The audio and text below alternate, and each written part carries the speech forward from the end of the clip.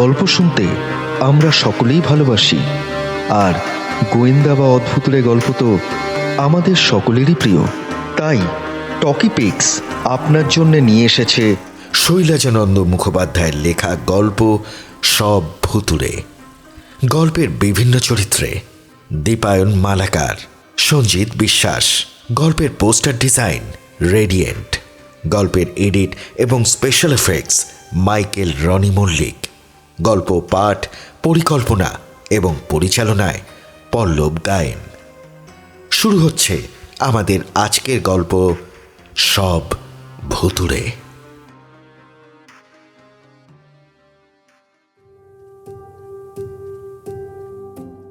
এক কলিয়ারি থেকে আর এক কলিয়ারিতে বদলি হয়ে এসেছি।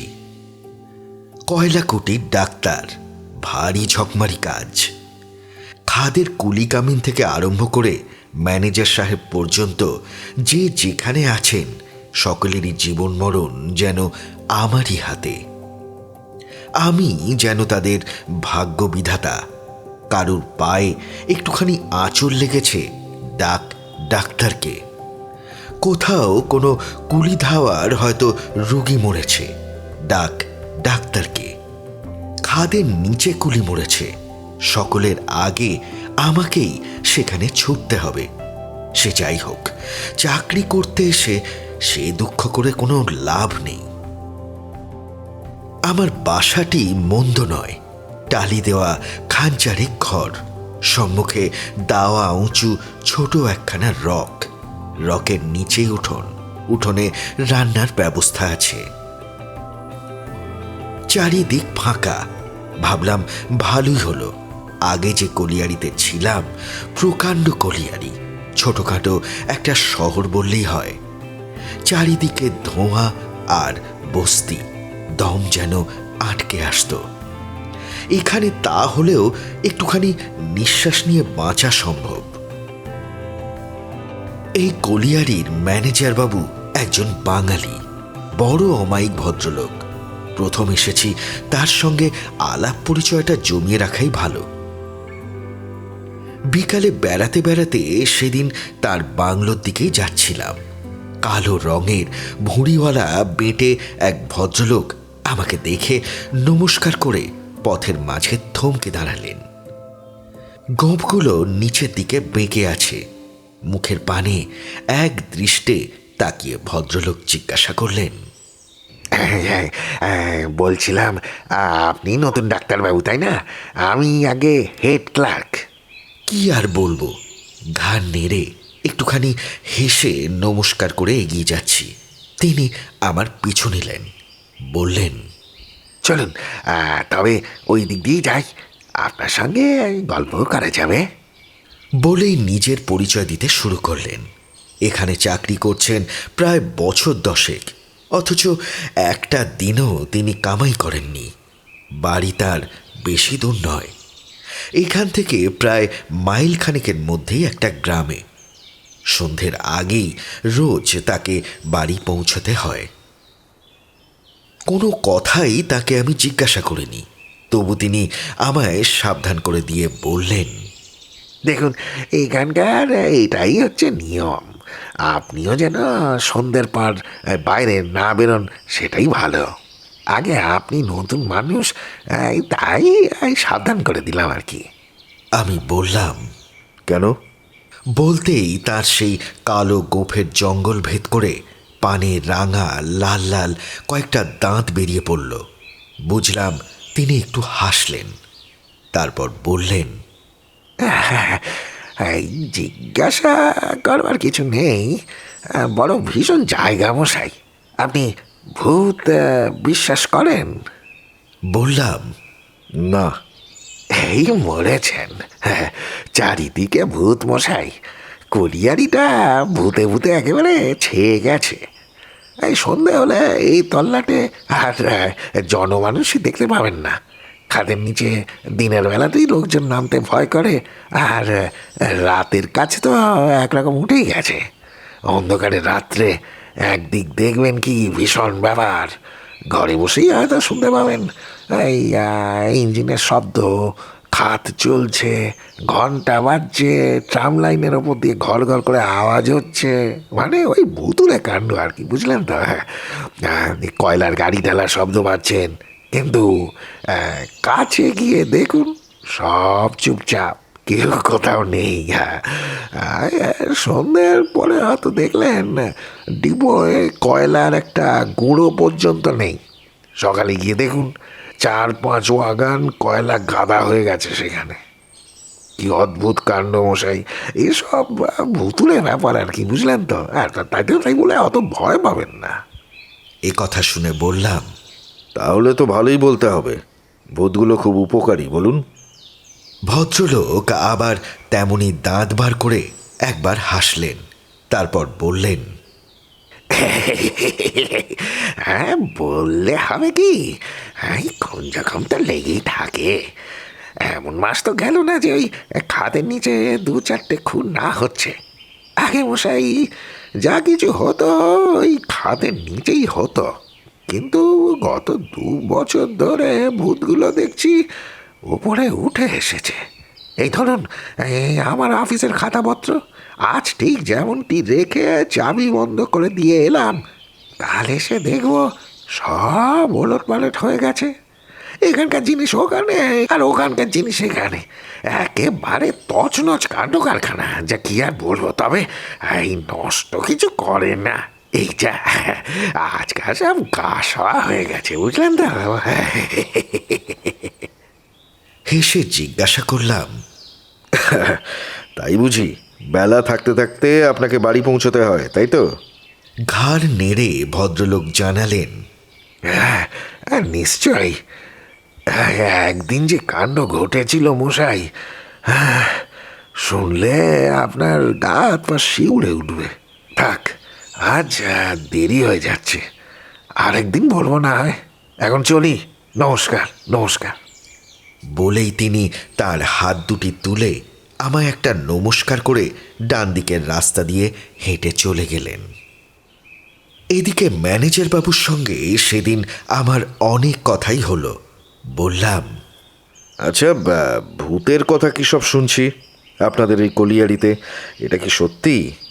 ম্যানেজার বাবু হাসলেন, তারপর বললেন, ও, তা এর মধ্যেই শুনেছেন? আমি বললাম, শুনেছি, কিন্তু ভূত আবার কি, আমার তো বিশ্বাস হয় না কোনোদিনই। ঘাড় নেড়ে ম্যানেজার বাবু বললেন, কিছু নয়, তবে খাদের অবস্থা বড় খারাপ। চালগুলো অত্যন্ত নরম, খুব সাবধানে কাজ করতে হয়, নইলে কয়লা কাটতে গিয়ে চাল থেকে পাথর খসে পড়ে, লোকজন প্রায় মারাই যায়। এই তো কিছুদিন আগে, না কিছুদিন আগে কেন, অনেক দিন আগে, আমি তখন এখানে ছিলাম না। সিপারন নদীতে সে বছর ভয়ানক বান হয়। বানের জল এত বেশি ওঠে যে হঠাৎ একদিন দেখতে না দেখতে বান এসে পড়ে খাদের মুখে। চানকের পথে হুড়হুড় করে জল ঢুকতে থাকে, তাকে আর রোখে কে? দিনের বেলা খাদের নিচে তখন কাজ চলছে। লোকগুলোকে বাঁচাবার অনেক চেষ্টা করা হয়েছিল, কিন্তু 2 দিন ধরে ক্রমাগত জল ঢুকেছে। 3 দিনের দিন বান যখন কমলো, খাদ তখন ভর্তি হয়ে গেছে।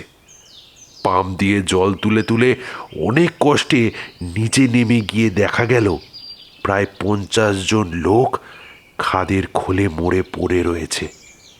ব্যাস, সেই থেকে লোকের ধারণা হলো যে অতগুলো লোক একসঙ্গে যেখানে মারা যেতে পারে, ভূত সেখানে আছেই। এ কথা বলেই তিনি খুব জোরে হেসে উঠলেন। আমিও হাসলাম বটে, কিন্তু কেবলই আমার মনে হতে লাগলো, আহা, অতগুলি মানুষ কোনো দিক থেকে কোনো সাহায্য না পেয়ে নিতান্ত অসহায়ের মতো হাহাকার করে জলে ডুবে মারা গেল। কারো হয়তো বুড়ো বাপ মা আছে খাদের উপরে কুলি ধাওয়ার, আবার কারুর ছেলে, কারুর মেয়ে, কারুর স্ত্রী। এ কথা মনে আসতেই মুখের হাসি আমার মুখে মিলিয়ে গেল। সেই করুণ দৃশ্য যেন আমি চোখের সামনে দেখতে পেলাম। গল্প করতে করতে সন্ধে হলো। ম্যানেজার বাবু চাকর আমাদের কাছে লণ্ঠন দিয়ে গেল। উঠতে যাচ্ছিলাম, তখন তিনি বললেন, একটু চা খেয়ে যান। চা খেয়ে তার কাছ থেকে যখন বিদায় নিলাম, রাত্রি তখন 8টা। ম্যানেজার বাবু বললেন, আলো নিয়ে চাকরটা আপনাকে পৌঁছে দিয়ে আসুক। ভাবলাম তিনি ভেবেছেন হয়তো ভূতের ভয়ে রাস্তায় যদি আমার আবার কিছু বিপদ আপদ হয়। তাই হেসে বললাম, না, কিছু দরকার নেই, ভূতের ভয় আমি করি না। তিনিও হেসে আমায় নমস্কার করে দরজাটি বন্ধ করে দিলেন। ফটক পেরিয়ে বাইরে যখন রাস্তায় এসে দাঁড়ালাম, দেখলাম অন্ধকারে তখন চারিদিক একেবারে থমথম করছে। কোথাও জনমানবের কোনো সাড়া শব্দ নেই। মাথার উপরে আকাশের দিকে তাকিয়ে দেখলাম আকাশটা যেন তারায় ঠাসা। তারই একটুখানি ঝাপসা আলোয় পথের উপর দিয়ে এগিয়ে চললাম। বাসাটা আমার নেহাতি কাছে নয়, পথের পাশে 2-3টে কুলি ধাওড়া পেরিয়ে গিয়ে আম কাঁঠালের একটি বাগান। তারপরেও খানিকটা কালো কয়লার গুঁড়ো দিয়ে তৈরি ছোট একটা পথ। তারই কিছু দূর এগিয়ে গিয়ে বাঁহাতি একটা পোড়ো বাড়ির মতো ভাঙা বাড়ি। সেখান থেকে ডান দিকে একটা নিম গাছের তলা দিয়ে মিনিট 2 হাঁটলেই আমার বাসার দরজায় গিয়ে পৌঁছাবো। কি যেন ভাবতে ভাবতে আমি সেই বাগানের ভেতরে সরু এক ফালি পায়ে চলা পথের উপর দিয়ে চলেছি। মানুষের পায়ের শব্দ পেয়ে আমার পিছনের কুলি ধাওড়ার সেই যে একটা কুকুর চেঁচাতে আরম্ভ করলো, তার চিৎকার তখনও থামেনি। হঠাৎ দেখি কয়েকটা গাছের তলা দিয়ে শুকনো পাতার উপর দিয়ে মরমর শব্দ করতে করতে লম্বা কালো রঙের একটা লোক আমার সম্মুখে এসে দাঁড়ালো। আচমকা অন্ধকারে সত্যি আমি একটুখানি ভয় পেয়ে গিয়েছিলাম। জিজ্ঞাসা করতে যাচ্ছি, তার আগেই ভদ্রলোক আমার আরও খানিকটা কাছে এসে বললেন, ডাক্তারবাবু, তুই একবার আয় আমার সঙ্গে। লোকটা বোধহয় সাঁওতাল। বললাম, কেন? সে বলল, ছেলেটাকে আমার বাঁচাতে হবে ডাক্তার। তুই যদি না যাবি তো ছেলেটা মরে যাবে। তুই আয়, একবারটি তুই আয়। তা কি হয়েছে তোর ছেলের? তা জানি না বাবু, তুই দেখবি চল। আবার তোকে আমি ঘরের কাছে দাঁড়িয়ে দিয়ে যাব। আমি আর না বলতে পারলাম না। বললাম, আচ্ছা ঠিক আছে, চল। বাগান পেরিয়ে আমরা একটা রাস্তা ধরলাম। সে আমার আগে আগে চলতে লাগলো। জিজ্ঞাসা করলাম, আচ্ছা তোর নাম কি? লোকটা বলল, আমার নাম টুইলা হাজি। আচ্ছা বলতো, আর কত দূর যেতে হবে? হাত বাড়িয়ে কাছের কয়েকটা খোড়ো ঘর দেখিয়ে সে বলল, ওইখানে। চুপ করে আর কত চলি, তার সাথে কথা বলতে আরম্ভ করলাম। খাদে তুই কয়লা কাটিস? হ বাবু। কটা ছেলে তোর? ওই একটি। তা ছেলেটা কত বড়? তা অনেক বড় বটে। তবু ক বছর? কে জানি তা, অত সব জানি না। এমনই সব নানান কথা বলতে বলতে পথ আমরা চলেছি তো চলেছি। সামনে হাত বাড়িয়ে যে ঘরগুলি সে আমায় দেখিয়েছিল, যতই এগিয়ে যাই মনে হয় সেগুলো যেন আরও দূরে।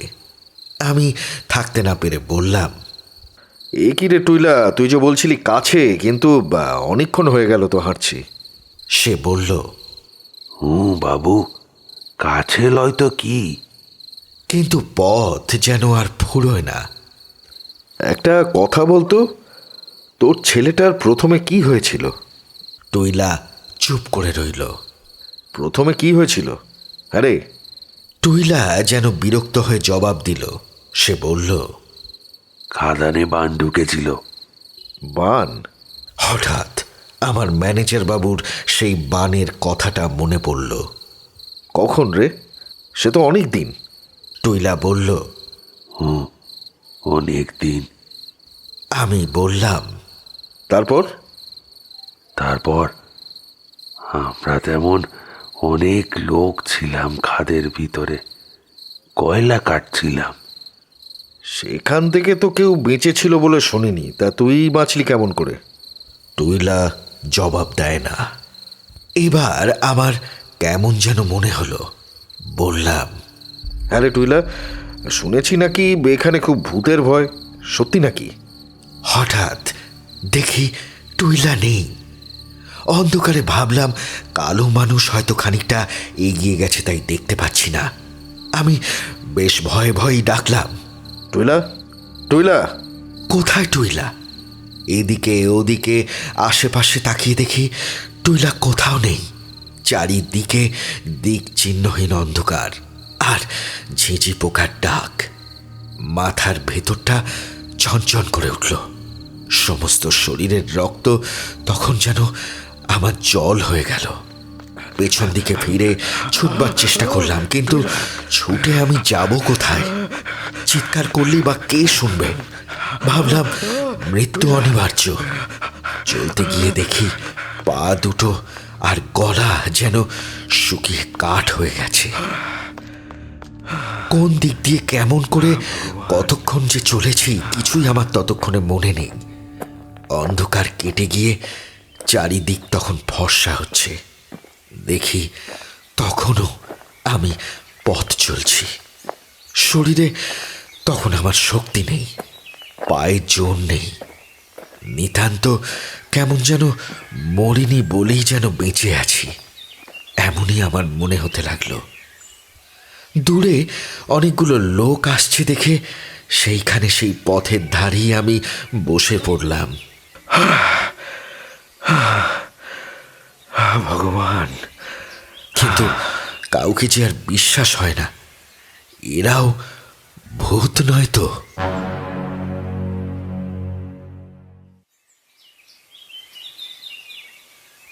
প্রভাতের আলোয় দেখলাম কয়েকজন কুলি তাদের ঝোড়া গাইতি কাঁধে নিয়ে কুঠিতে বোধহয় কাজ করতে চলেছে। জিজ্ঞাসা করলাম, আরে ডোমরারা কোন দিকে? একজন বলল, সে এটা কোথা বাবু? ও যে চিমনি দেখছিস ওইখানে। সর্বনাশ! উঠে দাঁড়ালাম। প্রায় 3 মাইল হেঁটে একেবারে ক্লান্ত পরিশ্রান্ত আধমরা হয়ে বাসায় যখন পৌঁছালাম, দেখি বাড়িতে তখন কান্নাকাটি পড়ে গেছে। ছেলে মেয়ে এমনকি চাকরটা পর্যন্ত সারা রাত্রি ঘুমায়নি। অপরিচিত জায়গা, ভগবানের ওপর নির্ভর করে সবাই তখন হাঁ করে পথের পানে চেয়ে আছে। পাছে ওরা ভয় পায় তাই ভেবে কাউকে কিছু বলিনি। বললাম, মরণাপন্ন একটা রোগীর কাছে সারা রাত আমাকে জাগতে হয়েছে, তাই। বলেই সেখান থেকে আমার বদলি করবার জন্য কোম্পানির হেড অফিসে দরখাস্ত করে জবাবের আশায় বসে আছি। আর এর মধ্যেই আবার একদিন এক দুর্ঘটনা। রাত্রি সেদিন প্রায় 1টা।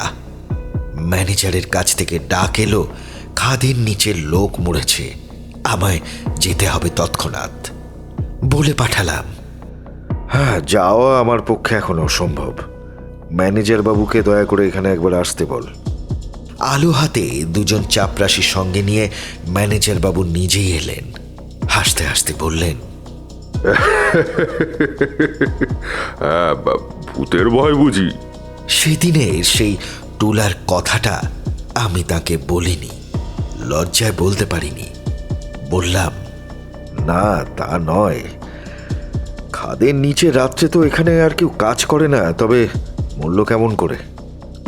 ম্যানেজার বাবু বললেন, আরে কিছু না মশাই, কয়লার দরকার ছিল তাই ডবল হাজিরি দিয়ে মদ খাইয়ে নামিয়েছিলাম। পুলিশে খবর পাঠিয়েছি, তার আগে চলুন একবার দেখে আসতে হবে। অনেকগুলো লোকজন সঙ্গে নিয়েও ভয় ভয় খাদের নিচে নামলাম। কিন্তু অবাক কাণ্ড, কয়লা কাটা হচ্ছিল 7 নম্বর কাঁথির মুখে। সেই খাদেই কয়লার চাঙর মাথায় পড়ে লোকটা মরেছে। মরবার পর মৃতদেহ তার সেইখানেই ফেলে রেখে লোকজন ওপরে উঠে এসেছিল। ফিরে এসে দেখা গেল মৃতদেহ সেখানে নেই। মালকাটার সর্দারকে সঙ্গে নিয়ে প্রচুর আলো এবং লোকজনের সঙ্গে আমরা সেই মৃতদেহের সন্ধান করতে বেরোলাম। প্রায় ঘণ্টাখানে খোঁজাখুঁজির পর দেখা গেল সেই রক্তাক্ত মৃতদেহ পড়ে আছে প্রকাণ্ড একটা গর্তের মাঝখানে। সেখানে যাবার কোনো সম্ভাবনা নেই। মৃতদেহটাকে সেখান থেকে টেনে এনে আবার সেই 7 নম্বর কাঁথির কাছে রেখে দিয়ে আমরা তো উপরে উঠে এলাম। পুলিশ না আসা পর্যন্ত মৃতদেহ উপরে তুলবার উপায় নেই, অথচ প্রচুর পুরস্কারের লোভেও কেউ সেখানে মরা আগলে থাকতে রাজি হলো না। রাত্রি তখন কটা ঠিক মনে নেই। পুলিশ এসেছে। আবার আমরা খাদের নিচে নেমে গেলাম। এবার আমাদের সঙ্গে আর বেশি লোক গেল না, যেতে চাইল না। ম্যানেজার বাবু হেসে বললেন, আরে পুলিশ যাচ্ছে আমাদের সঙ্গে, আর ভাবনা কি? তা ভূতেরও তো পুলিশে ভয় আছে নাকি? ম্লান হেসে নেমে গেলাম সেখানে। যা থাকে কপালে দেখা যাবে। একে রাত্রির অন্ধকার, আর তার উপর আবার কালো কয়লার সেই পাতাল পুরী, চারিদিক কালো। তবে আমাদের সঙ্গে প্রচুর আলো ছিল। প্রত্যেকের হাতেই একটা করে সেফটি ল্যাম্প। পুলিশ ইন্সপেক্টরের হাতে লম্বা ব্যারেল টর্চ, আর আগে আগে যাচ্ছে মালকাটার সর্দার। কিছুটা গিয়ে দেখি অবাক কাণ্ড, মৃতদেহ আবার সেখানে নেই। খালি খানিকটা রক্তের দাগ কালো কয়লার উপর জমাট বেঁধে রয়েছে দেখলাম। ওর মুখ চাওয়াচাওয়ি করে দাঁড়িয়ে আছি। কারো মুখে কোনো কথা নেই, চারিদিক নিস্তব্ধ। খাদের চাল থেকে কোথাও বা খুটখুট করে ছোট ছোট চাঙর খসে পড়ছে, কোথাও বা টুপ করে জল পড়ার শব্দ পাচ্ছি। কি করা যায় এখন? ইন্সপেক্টর বললেন, আসুন এদিকে ওদিকে খোঁজ করে দেখি। আমার কিন্তু বিশ্বাস হচ্ছে না। বিশ্বাস তার না হবারই কথা, কিন্তু আমরা আর বিশ্বাস না করে যাই কোথায়? এর আগের বারও তো এমনই হয়েছিল। খোঁজাখুঁজি আমরা আবার চালু করলাম। ইন্সপেক্টর বাবু বেশ সাহসী লোক। টর্চের আলো ফেলতে ফেলতে তিনি সবার আগে চলেছেন। সবার পেছনে যেতে আমার ভয় করছিল। কাউকে জানতে না দিয়ে ফস করে একসময় লাইনের মাঝের দিকে চলে গেলাম। খোঁজার আর অন্ত রইল না, কিন্তু লাশ আর পাওয়া যায় না। খুব ছোট একটা সুড়ঙ্গের মধ্যে দিয়ে চলেছি। হঠাৎ একটা বিকট আওয়াজ। ভয়ানক একটা কিছু অপঘাত ঘটলে মরবার আগে মানুষ যেমন করে চেঁচিয়ে ওঠে, এও ঠিক যেন তেমনই গোঙানির শব্দ। একেবারে ইন্সপেক্টর বাবুর পায়ের কাছে। আমরা তো সব চমকে উঠে খানিকটা পিছু হটতে গিয়ে ওর গায়ে লাগালাম ধাক্কা। ভয়ে তো আমি ম্যানেজার বাবুকে তখন জড়িয়ে ধরেছি। সর্বাঙ্গ শিরশির করে আমার পায়ের লোমগুলো খাড়া হয়ে উঠেছে। গেলাম আর কি, বাঁচবার আর কোনো আশা নেই। ইন্সপেক্টর বাবু তো অত সাহসী লোক। টর্চের আলো ফেলে যেমনই নিচের দিকে তাকিয়েছেন, দেখেন মৃতদেহের বুকের ওপর পা দিয়ে তিনি দাঁড়িয়ে। বাপরে! বলে তিনি লাফিয়ে একেবারে উল্টে এসে আমাদের ঘাড়ে। আমি পড়লাম ম্যানেজারের গায়ে। ম্যানেজার দিলেন একটা কনস্টেবলের পা মারিয়ে। এমনি করে সবাই মিলে আমরা হুটোপুটি করছি। এমন সময় অবাক কাণ্ড, ইন্সপেক্টরের হাতে টর্চ গেল নিবে। অনেক টেপাটিপি করেও কিছুতেই আর সেই টর্চ জ্বলল না। তারপর একে একে আমাদের প্রত্যেকের হাতের আলুগুলো নিভতে শুরু করলো। প্রাণের আশা তখন একেবারে ছেড়ে দিলাম। কাঠ হয়ে আমরা দাঁড়িয়ে পড়লাম। সে যাই হোক, দেশলাই জেলে জেলে সুড়ঙ্গের দেওয়াল ধরে চলুন, আমরা ফিরে যাই। এমন করে এখানে এসে প্রাণ দেওয়ার থেকে পালিয়ে যাওয়াই ভালো। সর্দার বলল, চল, আমি পথ চিনি, দে একটা জ্বালা কাঠির বাক্স দে আমার হাতে। কিন্তু ফস করে সর্দার সে একটা কাঠি জ্বেলেছে। তখনই সেই সামান্য আলোতে দেখলাম কিম্ভূত কিমাকার একটা প্রকাণ্ড দৈত্যের মতো কালো কুচকুচে সাঁওতাল এসে দাঁড়িয়েছে আমাদের সম্মুখে।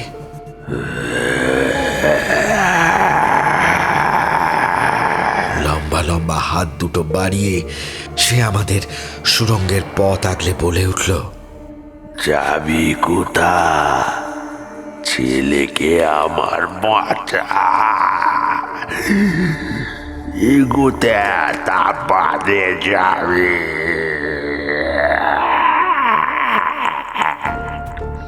ওই তোরা দেখাচ্ছি মজা। ইন্সপেক্টরের পকেটে ছিল রিভলভার।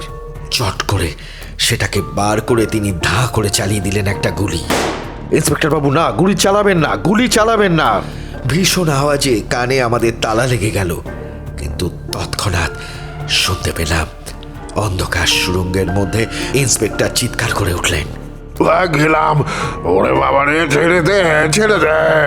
ভূতে মানুষে মারামারি। ইন্সপেক্টরের গোঙানির আওয়াজ শুনতে পাচ্ছি। মনে হলো যেন তাকে আমাদের থেকে খানিক দূরে গিয়ে নিয়ে ফেলা হয়েছে। ঝটপট করতে করতে সব থেমে গেল খানিকক্ষণে। হ্যাঁ, ইন্সপেক্টর কোথায়? শুনলাম সাঁওতালটা বলছে, গুলি চালাবি আর চালা দেখি কেমন মরদ। আমরা তখন পরস্পরকে জড়িয়ে ধরে ঠকঠক করে কাঁপছি। আমাকে মেরেছিস বানে ডুবোয়, জলের ভেতর ঠিক ইঁদুর মারা করে। ছেলেটি ছিল, আবার তাকেও মেরে দিলি। বলতে বলতে সাঁওতালটা এগিয়ে এলো আমাদের দিকে। কয় কয় তোদের ম্যানেজার কয়? ম্যানেজার বাবু কেঁদে ফেললেন। দোহাই বাবা, আমার তো কোনো দোষ নেই, আমায় ছেড়ে দে, ছেড়ে দে আমায়, আমি তো কোনো দোষ করিনি।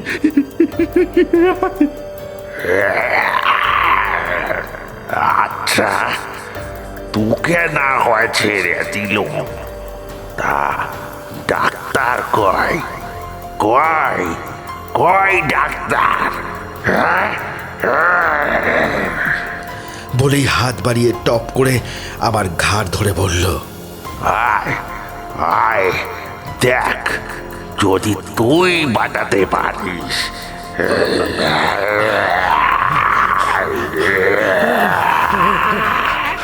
আমার তখন দম আটকে আসছে, মুখ দিয়ে কথা বেরোচ্ছে না, গোগো করছি।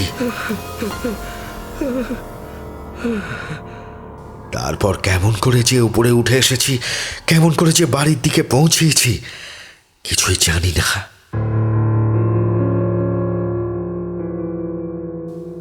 চাকরি ছেড়ে দেবো বলে দরখাস্ত তো আগেই করেছি। জবাব এলো কিনা তা জানবার জন্য বেলাবেলি গেলাম সেদিন ম্যানেজারের সাথে দেখা করতে। গিয়ে শুনি অদ্ভুত ব্যাপার। কাল রাত্রি থেকে ম্যানেজারকে কোথাও পাওয়া যাচ্ছে না। খাদের নিচেও নয়, খাদের উপরেও না। সর্বনাশ! আমার গা শিউরে উঠল। তাহলে তিনি গেলেন কোথায়? তিনি যেখানেই যান না কেন, আমি আর এক মুহূর্ত এই কলিয়ারিতে থাকব না। যত তাড়াতাড়ি সম্ভব কলকাতার যে ট্রেন পাবো তাতে চেপে বসবো এখনই।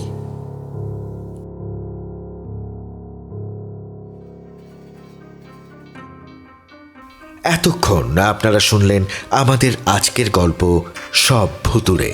গল্প ভালো লাগলে অবশ্যই আমাদের চ্যানেল টকিপিক্স সাবস্ক্রাইব করুন এবং লাইক শেয়ার করুন, কারণ আপনার অনুপ্রেরণা আমাদের সাহায্য করে প্রতি সপ্তাহে এমনই নতুন নতুন গল্প পরিবেশন করায়। ধন্যবাদ।